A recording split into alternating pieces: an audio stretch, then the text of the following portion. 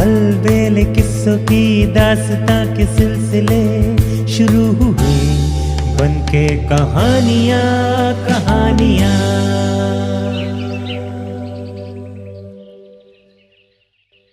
आइए सुनते हैं आज की कहानी, विश्वास का मूल्य। बहुत समय पहले की बात है।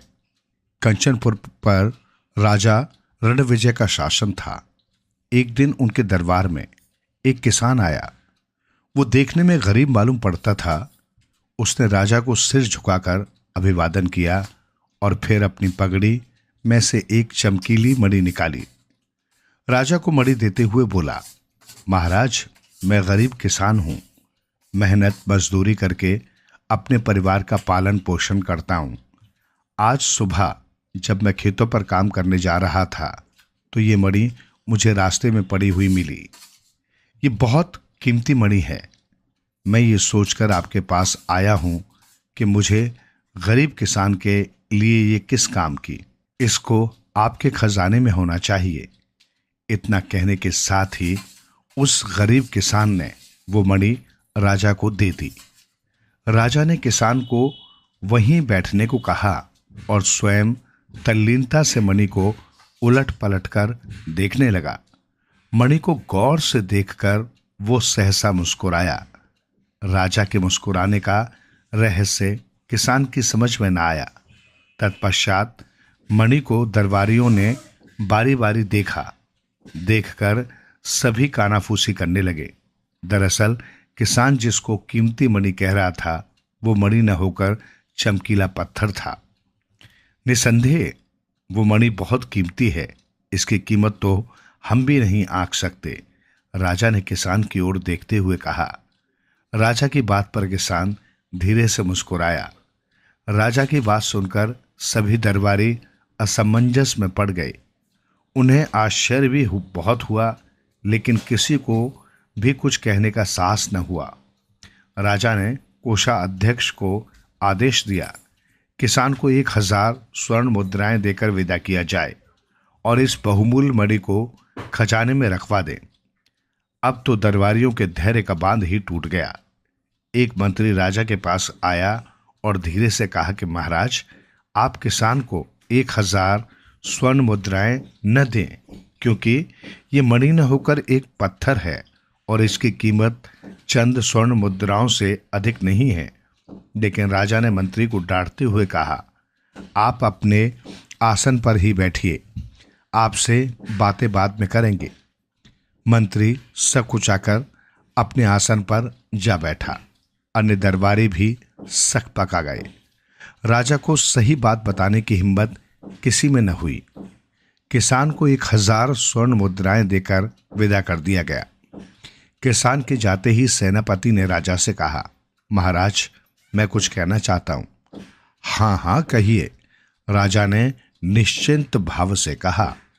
महाराज, अभी आपने मणि के बदले में किसान को 1000 स्वर्ण मुद्राएं दी हैं, लेकिन महाराज वो मणि नहीं है, वो एक चमकीला पत्थर है और उसकी कीमत 2-4 स्वर्ण मुद्राओं से अधिक नहीं है। आपको किसान ने ठग लिया है और आप भी आसानी से उसकी बातों में आ गए।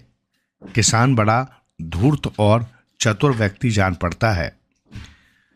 राजा ने गहरी सांस छोड़ते हुए कहा, हाँ सेनापति जी, वो मणि नहीं है, ये मैं जानता हूं, लेकिन किसान धूर्त व्यक्ति नहीं है और ना ही उसने मुझे ठगा है। तो फिर आपने उसे 1000 स्वर्ण मुद्राएं क्यों दी? सेनापति ने आश्चर्य से पूछा। मुद्राएं मैंने उससे मणि के बदले नहीं दी। मणि की असलियत तो मैं उसे देखते ही समझ गया था। मुद्राएं तो मैंने उसके विश्वास को बनाए रखने के लिए दी है, राजा ने कहा। सेनापति ने विस्मय से पूछा, विश्वास को बनाए रखने के लिए? हाँ, वो किसान सचमुच में भोला और सच्चा है। उसे अपने राजा पर अगाध विश्वास एवं श्रद्धा है। वो उसे चमकीले पत्थर को मणि समझकर ही लाया था और वो चाहता था कि वो मणि राजा के पास रहे। अगर सचमुच वो चमकीला पत्थर न होकर मणि ही होती तो उसकी कीमत करोड़ों स्वर्ण मुद्राएं होती, वो किसान भी उसकी कीमत जानता था, फिर भी उसे लोभ न छू सका। उसका राजा के प्रति जो विश्वास था वो सचमुच अनुकरणीय है। स्वर्ण मुद्राएं तो मैंने उसके विश्वास को जीवित रखने के लिए दी हैं।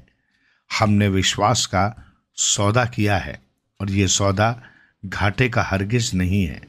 राजा ने आत्मविश्वास से कहा। सेनापति राजा द्वारा किसान को स्वर्ण मुद्राएं देने के रहस्य को समझ गया। दरबारी भी राजा की जय जयकार करने लगे। आइए सुनते हैं आज की कहानी, सच्ची शिक्षा। एक समय की बात है, किसी जंगल में एक साधु महात्मा का आश्रम था। जंगल के बीचों बीच आश्रम बहुत ही रमणीय एवं मन को शांति प्रदान करने वाला था। साधु महात्मा उस आश्रम में अपने शिष्यों को विविध विषय आदि पर शिक्षा प्रदान किया करते थे। सभी विद्यार्थी उन साधु महात्मा की बहुत इज्जत करते थे एवं उन महात्मा की चर्चा दूर दूर के राज्यों में होती थी। एक दिन दो युवक उन महात्मा के पास आए और उनका शिष्य बनने की इच्छा व्यक्त की। युवक अच्छे कुल और परिवार से थे और वो दोनों भी उन महात्मा की चर्चा सुनकर उनसे शिक्षा प्राप्त करने हेतु आश्रम पहुंचे थे। महात्मा ने सोचा कि इन्हें शिष्य के रूप में स्वीकार करने से पहले इनकी छोटी सी कसौटी की जाए, और उन्होंने उन दोनों से आश्रम के एक कमरे में रखे दो मिट्टी के कबूतर लाने को कहा। दोनों कबूतर बहुत ही सुंदर थे तथा उन पर विशिष्ट प्रकार की कलाकृति की गई थी, जिससे वे बेहद चमक रहे थे। महात्मा ने एक एक कबूतर दोनों युवकों के हाथ में दिए और उनसे कहा कि आपको आपके हाथ में दिए हुए कबूतर की गर्दन तोड़नी है। युवकों को लगा ये तो बहुत ही सरल काम है और इससे क्या शिक्षा हासिल होगी और इससे गुरुजी क्या कसौटी करेंगे, किंतु गुरुजी ने उनके सामने एक शर्त रखी। महात्मा ने कहा कि आपको इन कबूतरों की गर्दन तभी तोड़नी है जब आपको कोई देख न रहा हो। स्मरण रहे, यदि आपको इनकी गर्दन तोड़ते हुए किसी ने देख लिया तो आप परीक्षा में निष्फल हो जाओगे। जैसे ही आप गर्दन तोड़ लो, मेरे पास आप चले आना। दोनों युवकों को लगा ये तो बहुत ही सीधा साधा और सरल काम है और दोनों आश्रम से बाहर की ओर चल पड़े। एक युवक आश्रम से थोड़ी दूर गया और उसने देखा कि यहाँ कोई देख ही नहीं रहा, दूर दूर तक कोई दिखाई नहीं दे रहा, तो मैं गर्दन तोड़ देता हूँ और गुरुजी से जाकर ये बात तुरंत कहता हूँ। दूसरा युवक हाथ में उस कबूतर की कलाकृति को लिए दूर जंगल में चला गया। जब वो एक घने जंगल में पहुंच गया तो एक पेड़ के नीचे बैठा और कबूतर की गर्दन तोड़ने का फैसला लिया। किंतु जैसे ही वो गर्दन तोड़ने वाला था, उसकी नजर उस पेड़ पर बैठे एक पक्षी पर पड़ी। तो उसने सोचा कि अगर मैं यहां गर्दन तोड़ दूंगा तो ये पक्षी मुझे देख रहा है, मुझे कोई और तरीका अपनाना होगा। कुछ विचार करने के बाद वो युवक पास की झाड़ियों में जाकर छिप गया। उसे लगा इन झाड़ियों में मुझे कोई नहीं देखेगा और मैं गुरुजी का दिया हुआ काम पूरा कर पाऊंगा। किंतु उसने देखा कि झाड़ियों में छोटे छोटे कीट पतंगे और मक्खियां थी, तो वो भी उसे देख रही हैं। ये सोचकर वो झाड़ियों में भी कबूतर की गर्दन नहीं तोड़ पाया। कुछ समय विचार करने के पश्चात उसे एक उपाय सूझा। उसने एक गड्ढा खोदा और उस गड्ढे में बैठ गया। अब उसे लगा कि मुझे कोई नहीं देख रहा है, तो उसने उस कबूतर की कलाकृति की गर्दन तोड़ने का फैसला किया। किंतु उसे एक विचार आया कि अगर मैं इस कलाकृति की गर्दन तोड़ दूंगा तो इस कलाकृति में जो आंखें बनी हैं वो मुझे देख रही हैं, और यही सोचकर उसने उस कलाकृति पर एक कपड़ा डाल दिया। और जैसे ही वो उसकी गर्दन तोड़ने को हुआ, उसे एक और ख्याल आया कि मेरी आंखें तो मुझे देख रही हैं इस कबूतर की गर्दन तोड़ते हुए, तो उसने अपनी आंखें बंद कर ली। अब युवक को न ही कलाकृति की आंखें देख रही हैं, न उसकी खुद की आंखें उसे देख रही हैं, और वो जैसे ही गर्दन तोड़ने को हुआ, मानो उसके अंदर से आवाज उठी कि अरे, मैं तो देख रहा हूं। और वो आवाज उसके हृदय की थी कि मैं तो देख रहा हूं। अब वो युवक पूर्णतः समझ गया कि गुरुजी की कसौटी किस शिक्षा की तरफ इशारा कर रही है। वो युवक उस कबूतर की कलाकृति को लेकर गुरुजी के पास पहुंचा और उनसे कहा, क्षमा कीजिए गुरुजी, मैं आपकी दी हुई कसौटी पूरी नहीं कर पाया, क्योंकि हर समय कोई न कोई मुझे देख ही रहा था। अंत में मुझे आभास हुआ कि अगर बाहरी दुनिया मुझे नहीं देख रही तो मेरे भीतर बैठी हुई अंतरात्मा तो मुझे हमेशा देख रही है। इसी कारणवश गुरुजी, मैं आपकी कसौटी पूरी नहीं कर पाया। इस बात के लिए मैं आपसे क्षमा प्रार्थी हूं। गुरुजी ने कहा, हे नवयुवक, तुम इस कसौटी में असफल नहीं किंतु पूर्णतः सफल हुए हो, और यही शिक्षा इस कसौटी के माध्यम से मैं आप दोनों को देना चाहता था। हर एक मनुष्य को ये स्मरण रखना चाहिए कि हमारी हर एक क्रिया और कर्म पर परमात्मा की नजर है। कोई भी कार्य उस अपार शक्ति से छुपा हुआ नहीं है। इसलिए कोई भी कार्य अगर इस बात को ध्यान में रखकर किया जाएगा तो अनुचित कार्य करने से पहले हमारे कदम स्वयं रुक जाएंगे। आइए सुनते हैं आज की कहानी, भगवान की लीला। हम सभी भगवान श्री कृष्ण और सुदामा की मैत्री से पूर्णतः परिचित हैं। उनकी मित्रता इस संसार के लिए एक अनूठा उदाहरण है तथा प्रेरणा स्रोत भी है। हम सभी भली भांति परिचित हैं उस प्रसंग से जब सुदामा श्री कृष्ण से मिलने द्वारिका जाते हैं।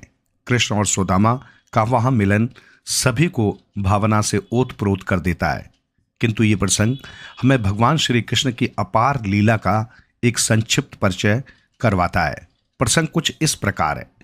जब सुदामा भगवान श्री कृष्ण के पास द्वारिका में कुछ दिन रुकते हैं और श्री कृष्ण अपने बचपन के मित्र की आवभगत में कोई कमी नहीं छोड़ते।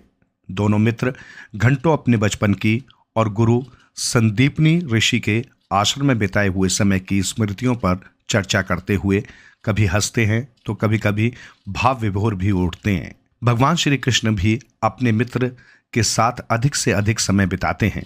बड़े आनंद और उत्साह के साथ दोनों का समय व्यतीत होता है।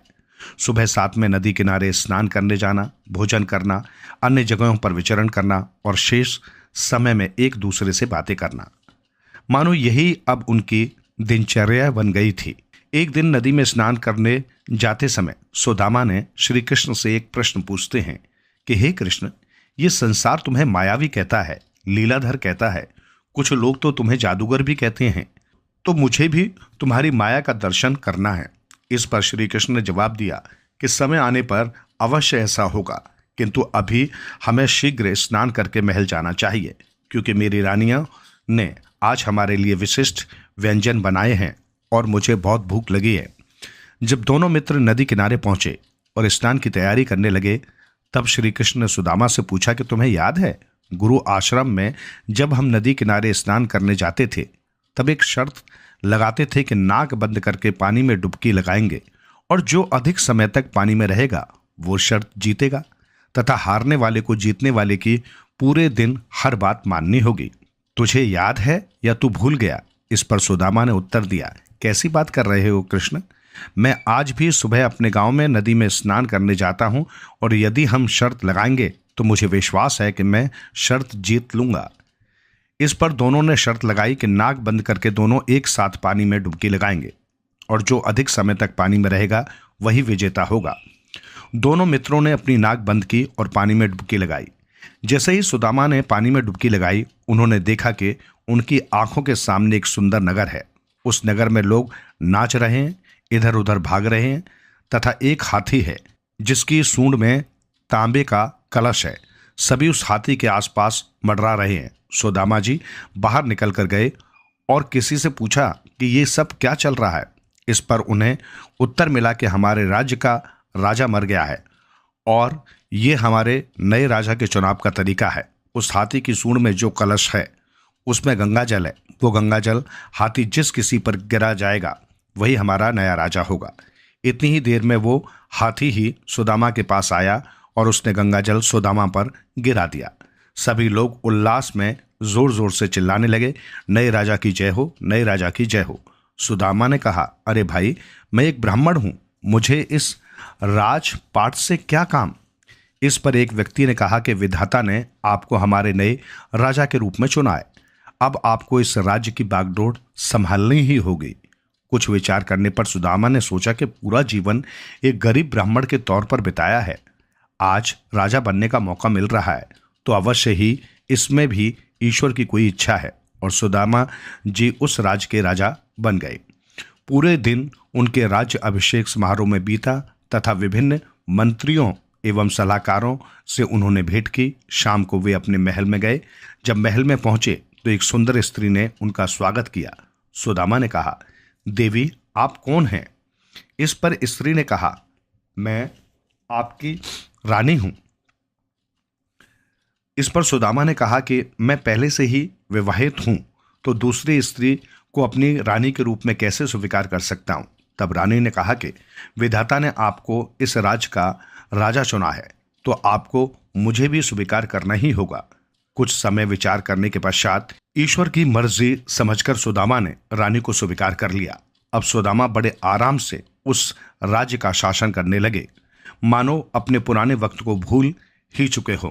कुछ महीनों पश्चात रानी का स्वास्थ्य खराब होने लगा। सभी प्रकार के वैद्य और हकीमों को बुलाया गया, किंतु रानी की तबीयत में कोई सुधार नहीं आया और वो स्वर्ग सिधार गई। जब रानी के अंतिम संस्कार की तैयारी होने लगी तब सुदामा के राज्य का प्रधानमंत्री उनके पास आया और बोला, महाराज, हमारे राज्य का एक रिवाज है, जब रानी मर जाती है तो राजा को उसके साथ सता होना पड़ता है। सुदामा ने कहा, यह कैसा रिवाज है? मैं इस रिवाज को नहीं मानता। मंत्री ने कहा, महाराज, आपको हमारे राजा बनने का रिवाज पसंद आया था और आप राजा बने, अब ये रिवाज भी आपको निभाना होगा। सुदामा बहुत घबराए और वहां से भागने लगे। मंत्री के कहने पर सिपाहियों ने उन्हें पकड़ा। 2 सिपाहियों ने हाथ पकड़े और 2 सिपाहियों ने पैर तथा रानी की जलती चिता के सामने 1, 2, 3 करके उन्हें जलती चिता में फेंका। सुदामा जोर से चिल्लाने लगे, कृष्ण बचाओ, और एकदम से पानी से बाहर निकले। अत्यंत घबराए हुए और लाल मुख से उन्होंने श्री कृष्ण की तरफ देखा, जो स्नान कर चुके थे और एक वस्त्र से अपना शरीर सुखा रहे थे। सुदामा को देखकर उन्होंने कहा कि कितनी देर से तुम नदी में थे?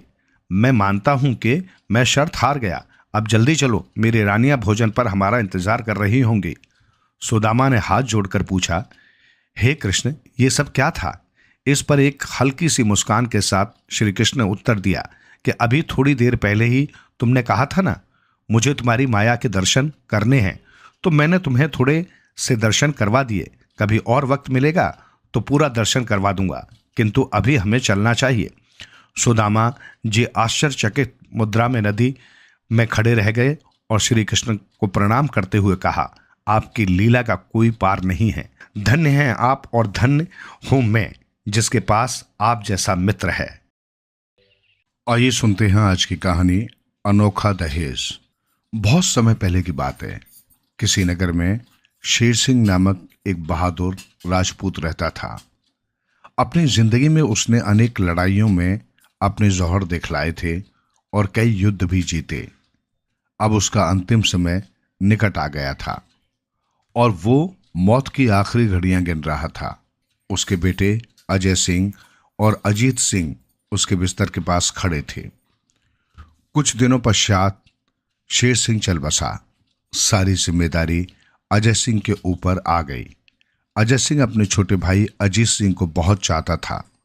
उसे अपने भाई पर गर्व था, मगर अजय की पत्नी अजीत को उतना पसंद नहीं करती थी। उसका विचार था कि अजीत को खेती के काम में अजय की मदद करनी चाहिए।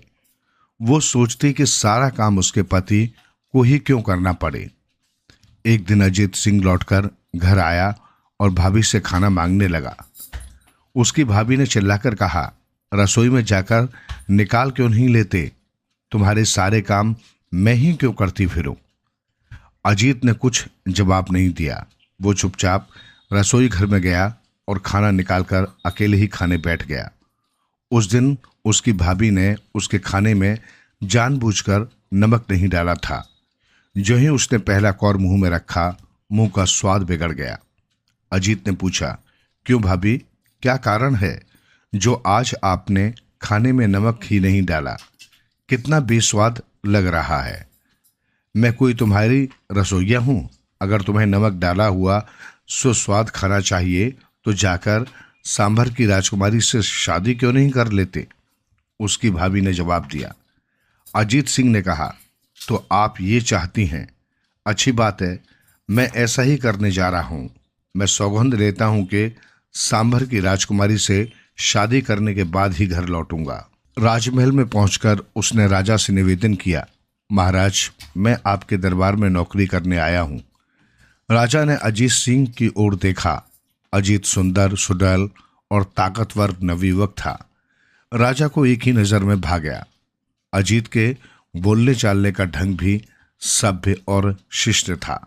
राजा ने उसे अपना अंगरक्षक नियुक्त कर लिया और रहने के लिए महल के पास ही एक मकान भी दे दिया। नौकरी पाकर अजीत बहुत प्रसन्न था। एक दिन सांभर का राजा ढेर सारे लोगों को साथ लेकर शिकार खेलने निकला। घोड़े पर सवार वो इतनी तेजी से चला कि अजीत सिंह के अलावा और कोई भी उसके साथ न दे सका। राजा और अजीत तरह तरह के जानवरों का पीछा करते हुए जंगल में बहुत दूर निकल गए। अब तक राजा बहुत थक गया था। वो सुस्ताने के लिए एक पेड़ के नीचे बैठ गया। थोड़ी ही देर में उसे नींद आ गई।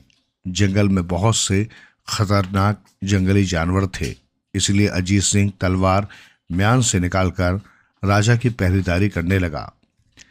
अचानक सामने की झाड़ियों में से एक चीता निकला। राजा की नींद खुल गई। वो उठकर बैठ ही रहा था कि चीते ने उसकी ओर छलांग लगा दी, मगर अजीत सिंह बला की फुर्ती से झपटा और चीते से भिड़ गया।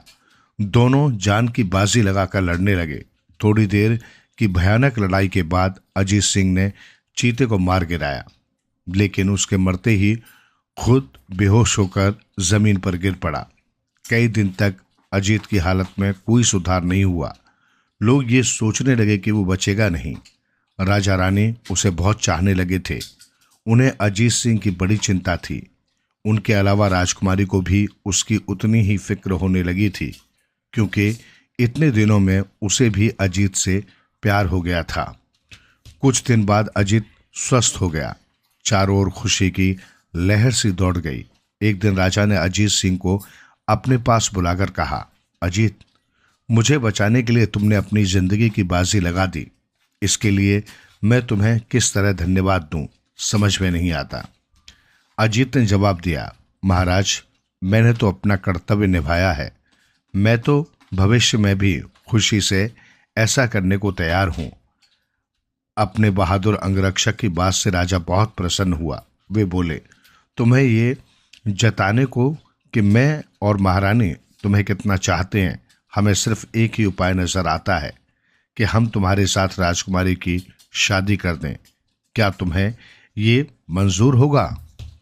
महाराज, ये मेरे लिए बड़े सम्मान की बात है। आपकी इस कृपा के लिए मैं आपका बहुत आभारी हूँ। राजकुमारी से विवाह करना मेरे लिए सौभाग्य की बात होगी, अजीत सिंह ने जवाब दिया।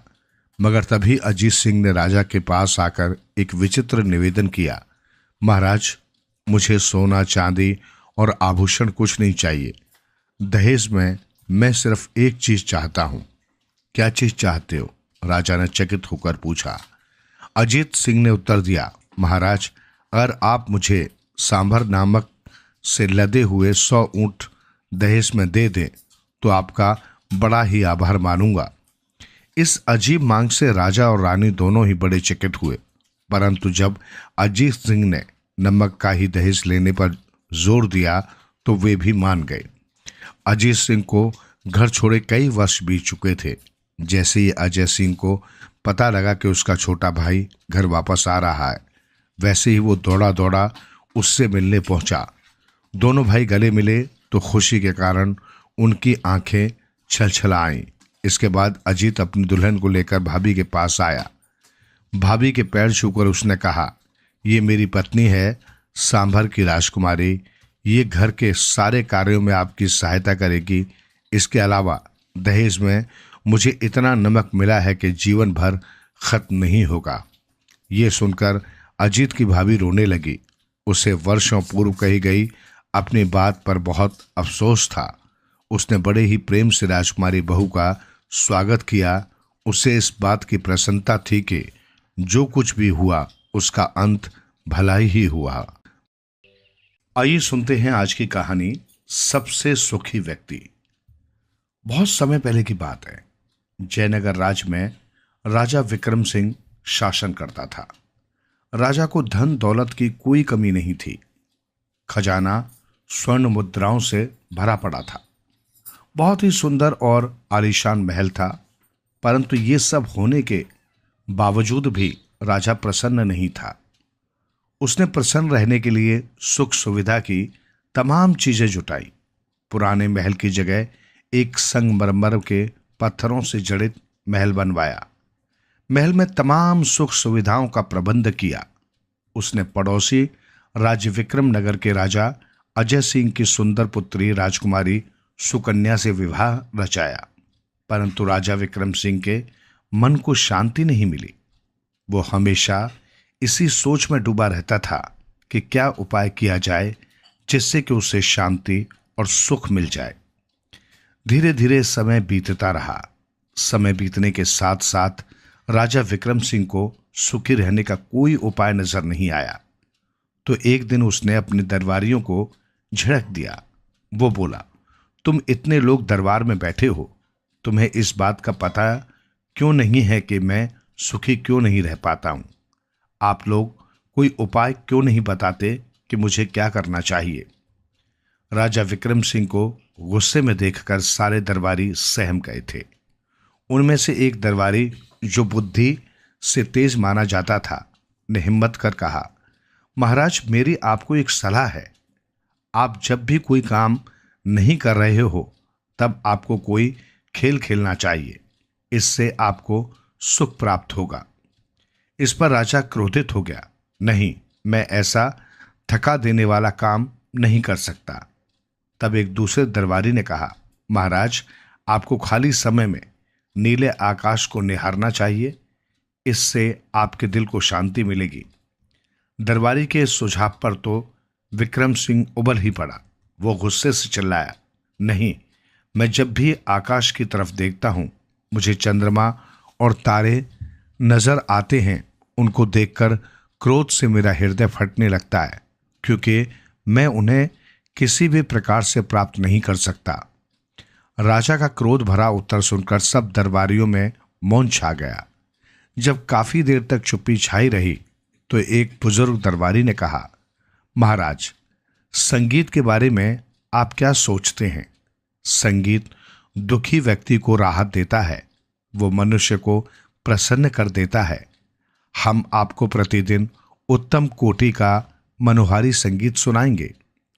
दरबारियों का सुझाव सुनकर राजा विक्रम सिंह तैश में आकर खड़ा हो गया। क्या तुम लोग मुझे दिन रात संगीत सुनाकर पागल करना चाहते हो? क्या एकदम मूर्खों जैसी बातें कर रहे हो?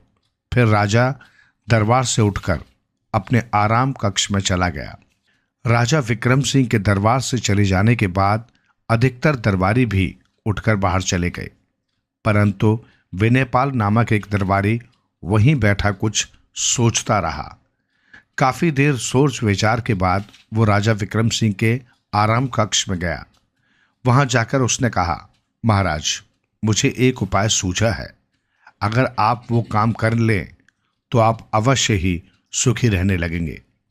राजा विक्रम सिंह ने उत्सुक होकर पूछा, जल्दी बताओ, क्या उपाय है? मैं किसी भी तरह सुखी रहना चाहता हूं।